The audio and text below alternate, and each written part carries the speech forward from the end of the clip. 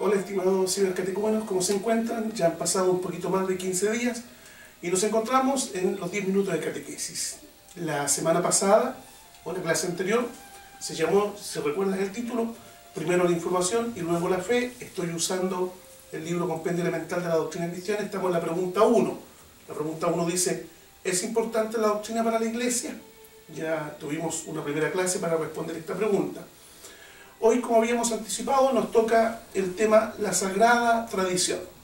Leeré el texto donde va a estar fundamentada esta clase, que es el párrafo 2 y 3 de la pregunta 1.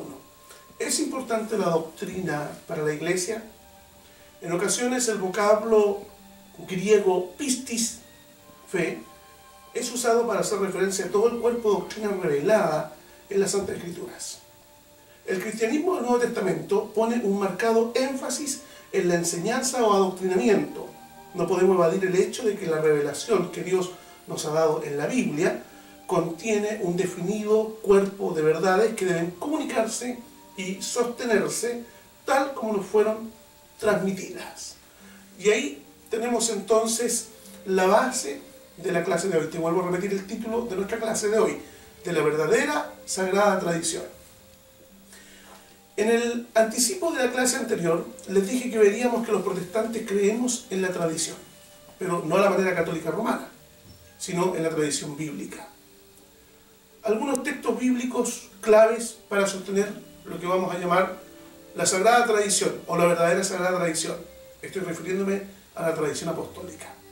Si leemos Gálatas 1, versículos 7 al 9, dice lo siguiente, esta carta que escribió el apóstol Pablo a las iglesias de la región de Galacia, que en realidad no es otro evangelio, solo que hay algunos que os perturban y quieren pervertir el evangelio de Cristo. Pero si aún nosotros o un ángel del cielo os anunciara otro evangelio contrario al que os hemos anunciado, sea anatema, que significa maldito. Como hemos dicho antes, también repito ahora, si alguno os anuncia un evangelio contrario al que recibisteis, sea anatema. ¿Qué tenemos en este versículo, en estos dos versículos de la carta de Pablo a los Gálatas capítulo 1? Que existe una tradición que no puede abandonarse ni distorsionarse jamás. Y esta tradición de la que está hablando el apóstol Pablo es el mensaje del Evangelio, predicado por él mismo y expuesto claramente en sus cartas pastorales o doctrinales. Esta tradición no pertenece a la Iglesia romana, que tomó forma aproximadamente en el siglo V. Cuando estoy hablando de la verdadera Sagrada Tradición, es muy anterior a esta tradición. Estoy refiriéndome a la tradición apostólica, donde se nos entregó el Evangelio, que no podía ser cambiado nunca por otro. Otro texto importante sobre la Sagrada Tradición o la tradición apostólica va a estar en el Evangelio de Juan, en el capítulo 20, versículos 30 y 31.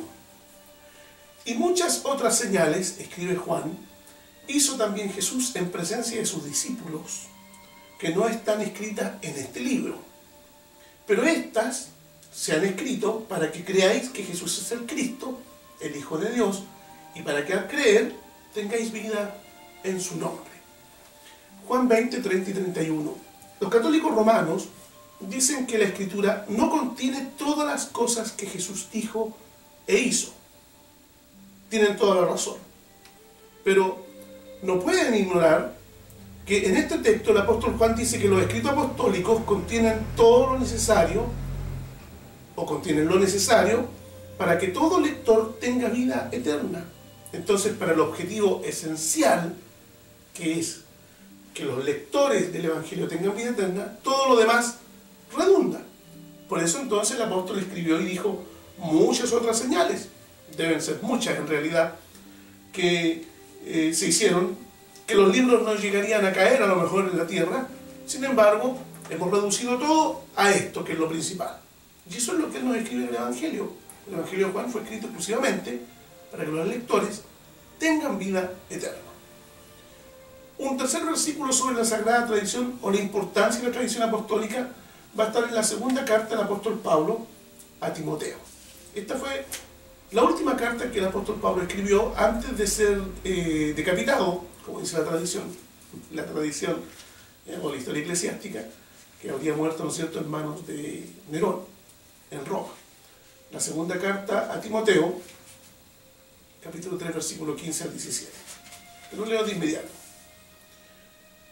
Le dice Pablo a este discípulo: y que desde la niñez has sabido las sagradas escrituras, las cuales te pueden dar la sabiduría que lleva a la salvación mediante la fe en Cristo. Toda escritura es inspirada por Dios y útil para enseñar, para reprender, para corregir, para instruir en justicia, a fin de que el hombre de Dios sea perfecto, equipado para toda buena obra. Fíjate qué importante lo que dicen estos dos versículos de la segunda carta a Timoteo, capítulo 3, versículos 15 al 17.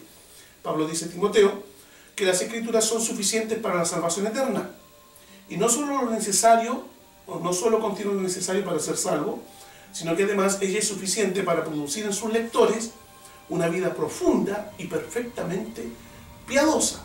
La suficiencia y la revelación bíblica también fue enseñada para que sepas por los padres de la Iglesia. La Iglesia Católica Romana dice ser la verdadera Iglesia porque se sostiene en la tradición de los padres de la Iglesia y luego de los apóstoles directos. Sin embargo, fíjate lo que dice la cita que te voy a leer sobre los padres de la Iglesia respecto a la suficiencia de la Escritura. Justino Mártir, que murió en el año 177, escribió: Cristo mismo nos enseñó que no debemos poner fe en las doctrinas humanas, sino en las que Él y los profetas enseñaron.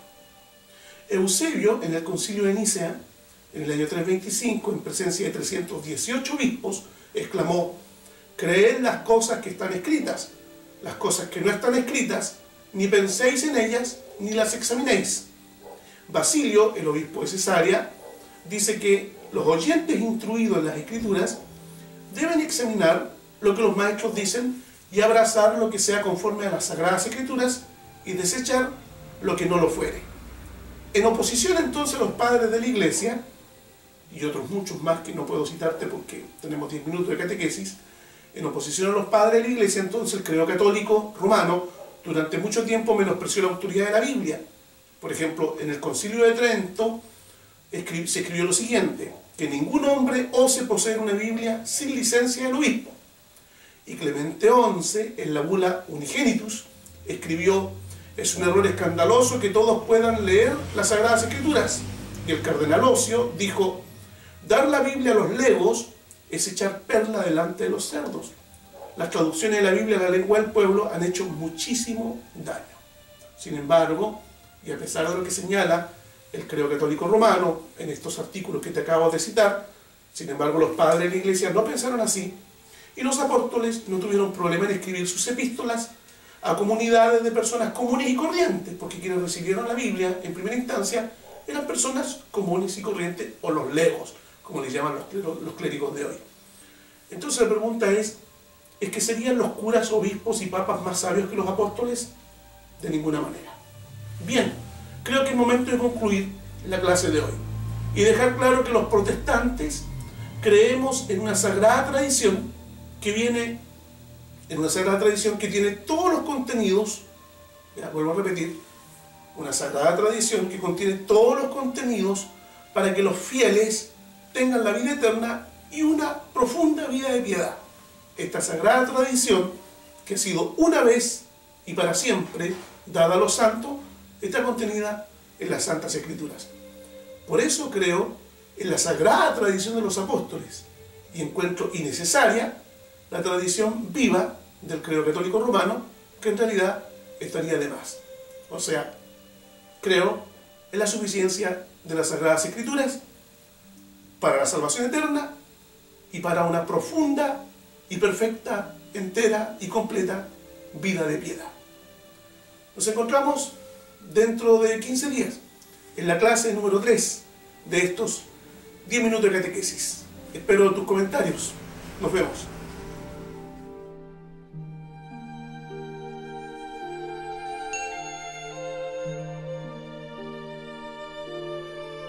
Con esta clase de hoy damos por finalizada la pregunta número 1 del compendio elemental de la doctrina cristiana, o los 12 artículos de fe, o el credo de los apóstoles. Y dentro de la próxima quincena vamos a entregar la tercera clase, que tiene relación con la pregunta número 2. ¿Cómo se ha conservado la doctrina cristiana? Buena pregunta. De dos maneras, aunque te parezca extraño. La Sagrada Escritura, y la segunda te lo dejo pendiente para la clase, no es una contradicción a la Sagrada Tradición, pero pareciese de que de alguna forma, para los protestantes, la tradición juega un papel fundamental en el contenido de la fe. En la próxima clase vamos a ver cómo se resuelve esto. Nos vemos, chao.